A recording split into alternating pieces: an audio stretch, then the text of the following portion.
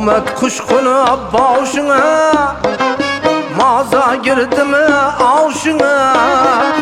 Ahmet kuşkunu boşuna, maza girdi mi avşına? Sen kılmin kıravşına, barıp bulmaydı kavşına. Sen kılmin kıravşına, barıp bulmaydı kavşına. Men sebep işin bitti mi, kolun her yana yetti mi? Ötersen nazar kılmazdan, işekin laydan öttü mü?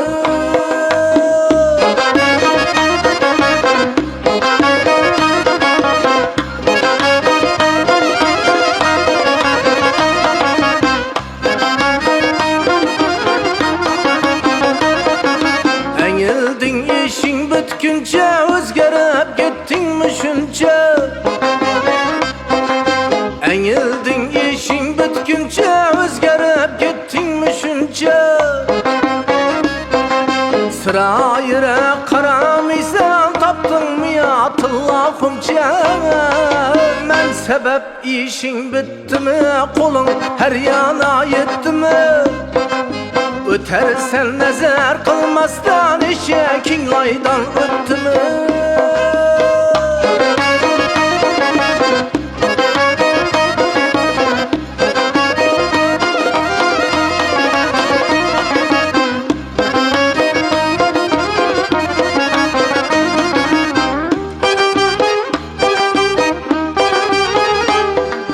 Demirge hem ötse dişi,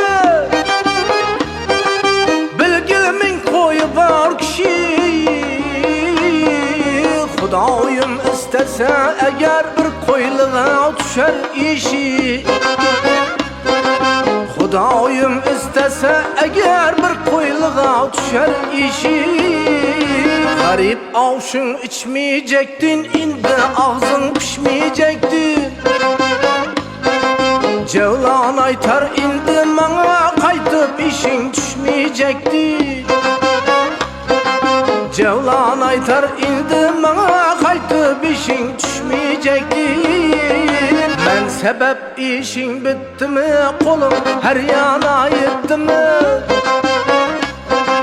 Ötersen nazar kılmazdan, işekin laydan öttü mü?